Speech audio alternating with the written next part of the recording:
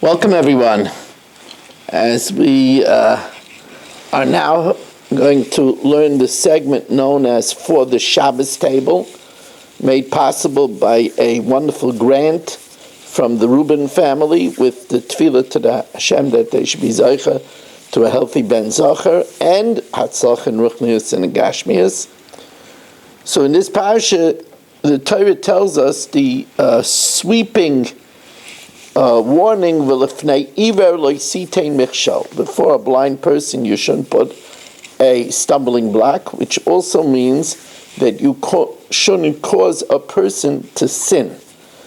But it's also literally that you shouldn't put a stumbling block in front of a blind person.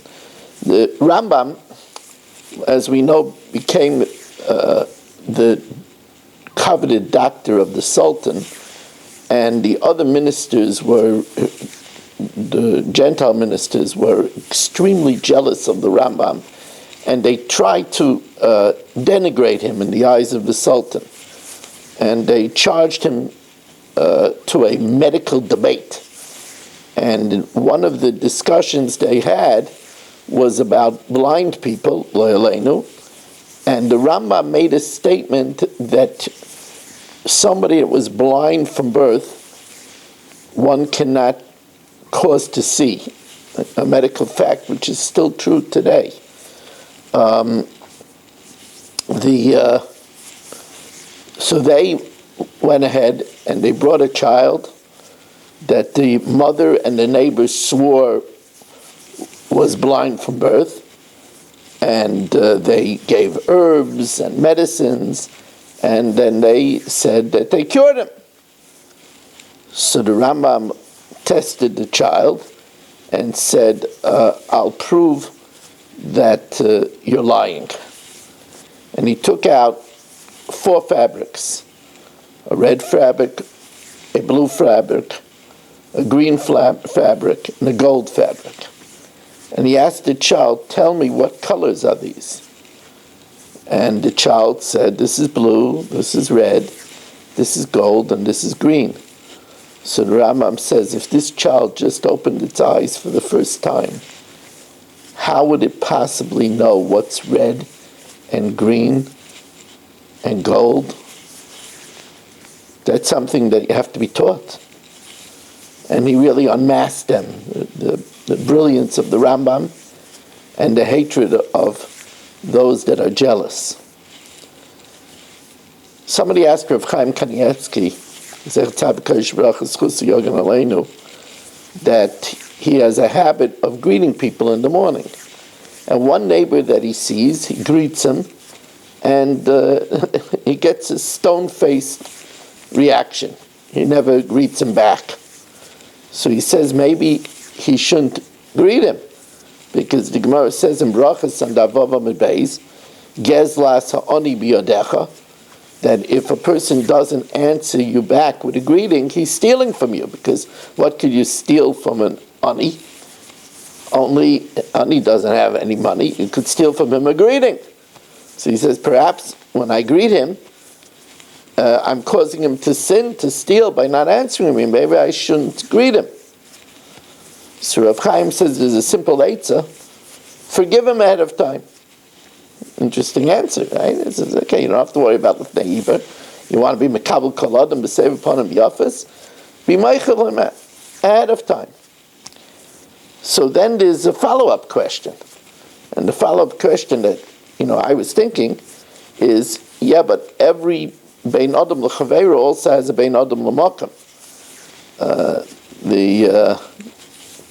The Maisa is, we know, there's a famous question that Yaakov was punished 22 years that he didn't see Yosef because he was 22 years not by his parents. So the question is, we know that we're recommended that we should always forgive our children. They shouldn't be punished because of us.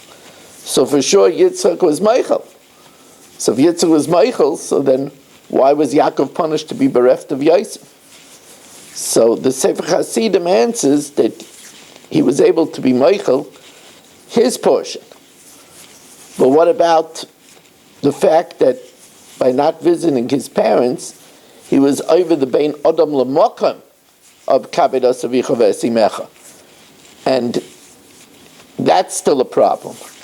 So then the question is even if we could be Michael about the Gezela of the greeting from a Bein Adam L'Chaveiro standpoint, what about a Bein Adam L'Mokum standpoint? So the Meiser Rav Chaim brings a raya in another area. He says a famous Gemara in Kedoshim Daf Lamed Beis that Rav Huna wanted to see if his son conquered his anger tendencies. So he would tear expensive silk in front of his son. So the Gemara asks over there, but if Rabba would get angry, he would be over on respect to his parent.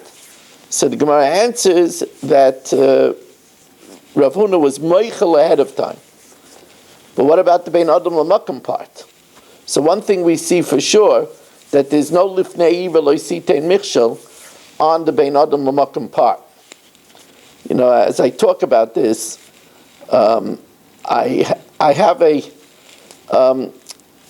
it's a sad memory going back over 35 years ago. I was a very, very young Rav in the Agudas Yisrael of Staten Island. That time was in an oversized, this is before we built our beautiful building on Burchard Street.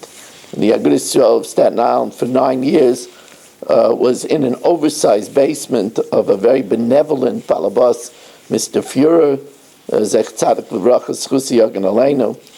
And even in those days, I had 2 minyan on Friday night, a plag minyan, and a late minyan, especially before Sfira, to count Sfira. And I would daven in the late minyan, but we also maintained the plag minyan. So when I could, I went to speak. I always spoke in Friday night all the years, and I do so now also. I spoke before Baruch Hu. So I made an effort to go to the first minyan and speak before Baruch Hu there also, even though it was hard. I'm making late Shabbos, so if I'm making late Shabbos, I want to utilize the time. But I made it a point. And after one of the Balabatim in the first minyan told me with colossal chutzpah that, you know, the rabbi comes and speaks, you're over l'fnei iver of Lashon Hara. Because people, they go home and they speak Lashon Hara, that the Rav needs to speak so much that he even comes to the first minyan to speak.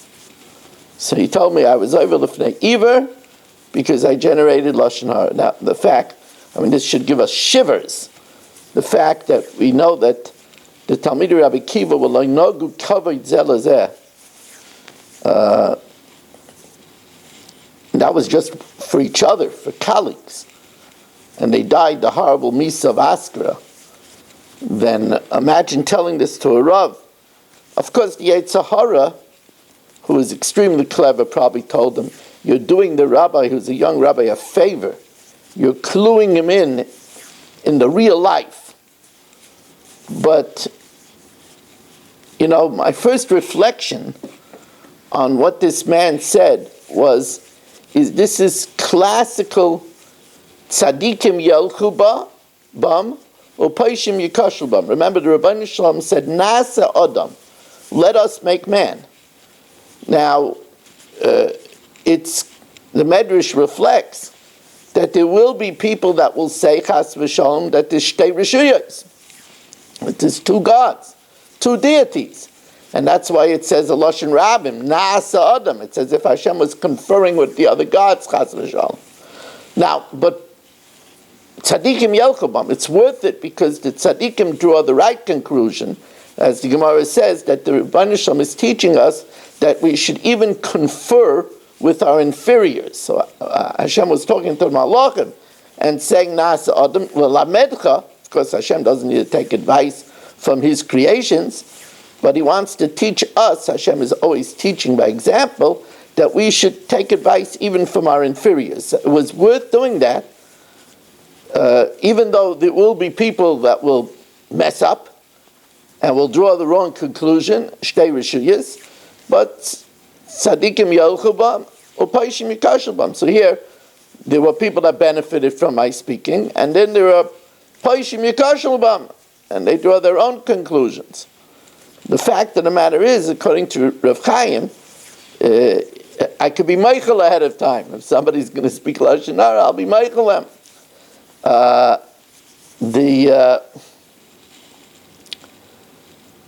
By the way, as an aside, there is another very important shot in Nasa Adam that the great Baling Musar say, and that is the Rabbeinu Shalom said, Nasa Adam, we will make man. He's talking to man himself.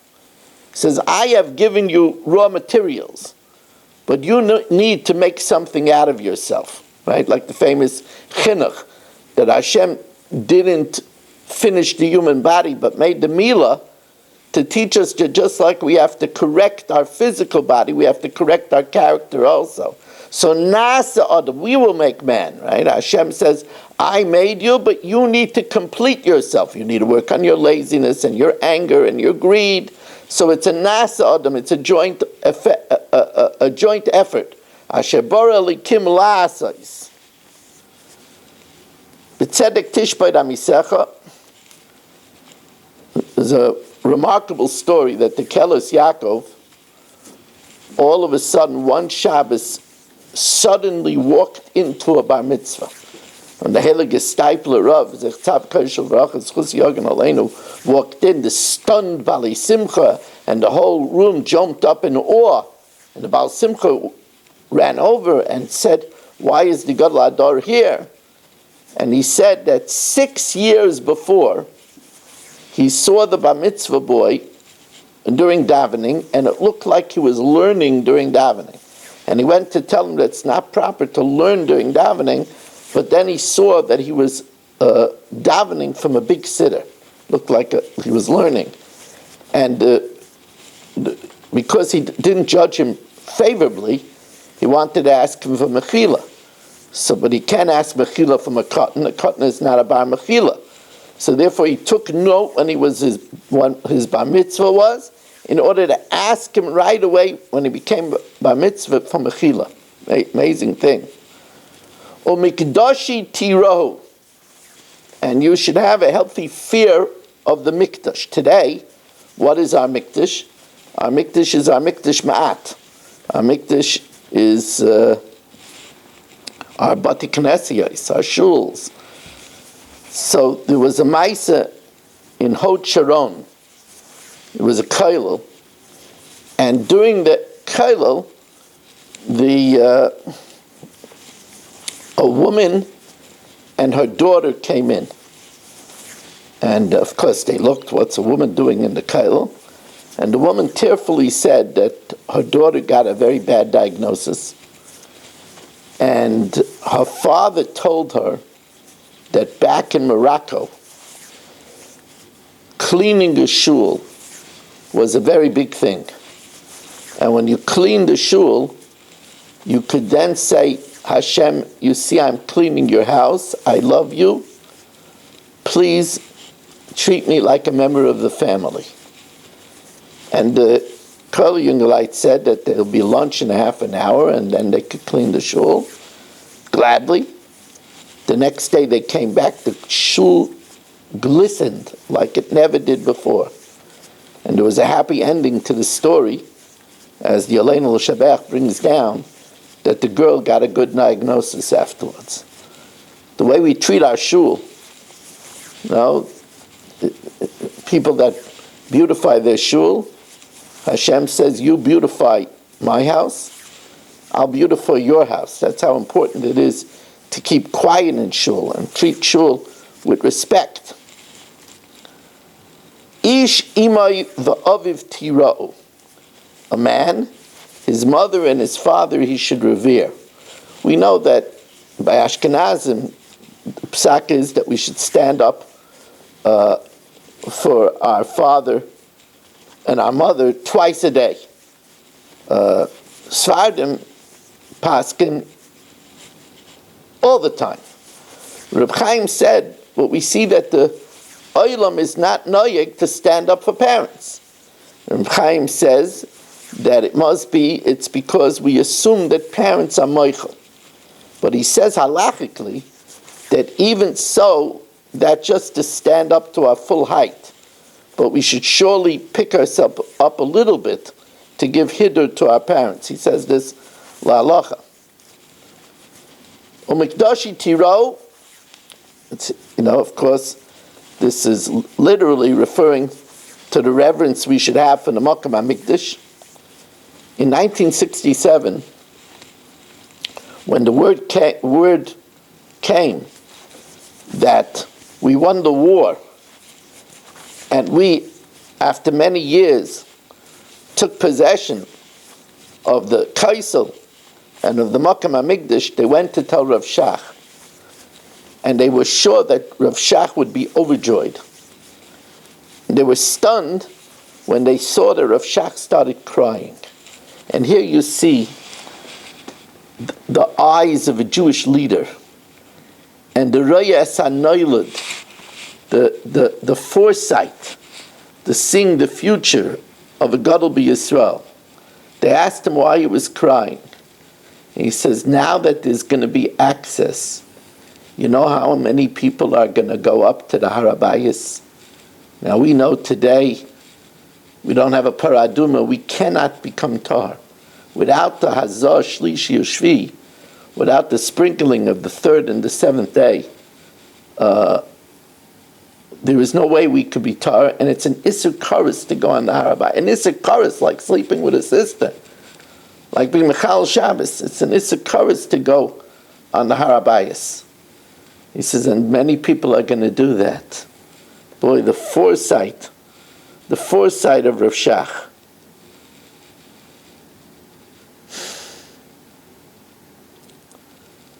Ish imay v'aviv tiro, a man, his mother and his father he should revere.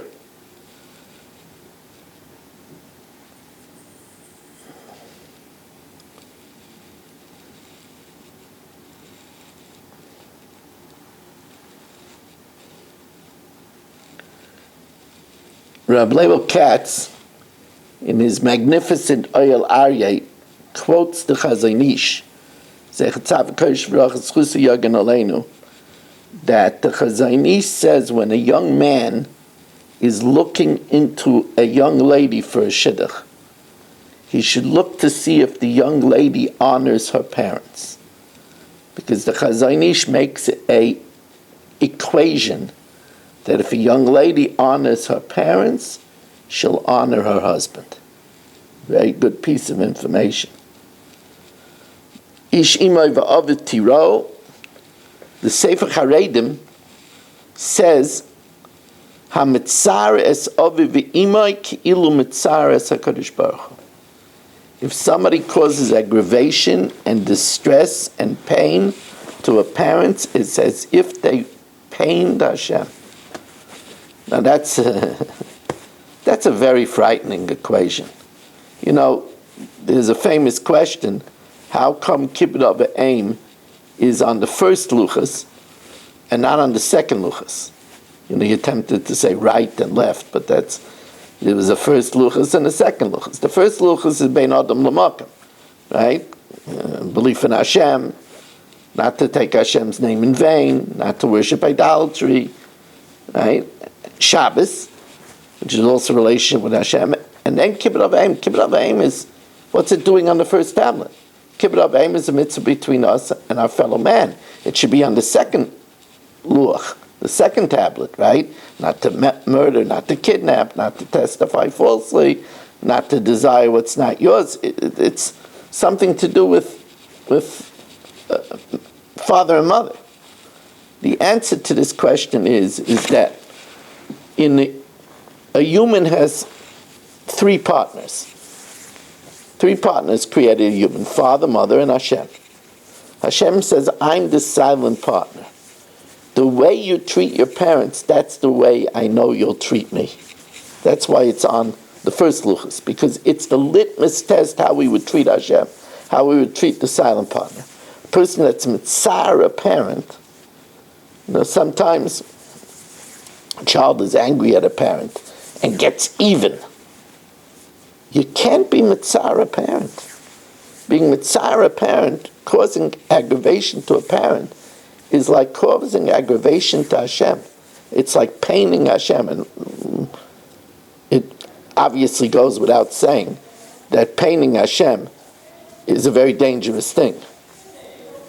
Ish imay v'aviv tira'u v'es shapsoisai tishmayru. A man, his mother and father, they should revere, and they should keep the Shabbos. So, okay, we all know that there's a equation. The reason why there's a juxtaposition, not equation, but the reason why there's a juxtaposition between revering parents and keeping Shabbos is that to tell you that even if your parents tell you not to keep Shabbos, you still have to keep Shabbos, right? You have to listen to the Rabbeinu Shalom. But the Arizal brings down from the Zohar, and it says a different reason why Shabbos is next to reverence of a father and mother. The Arizal quotes the Zohar as saying that if a person is mechadish Torah on Shabbos, if a person comes up with novelties of Torah on Shabbos, it creates tremendous honor in the next world for the father and mother. And the Arizal says that the Zohar says that they put crowns on their parents when a person is Mechadish Torah on Shabbos. You have to know that that's the juxtaposition between a father and mother and Shabbos. The Zohar also says that when the Neshama Yisera goes back on Motzei Shabbos, the Rabbeinu Shalom with the whole Pamal Yishamala asks the Neshama Yisera for their Torah thoughts on Shabbos.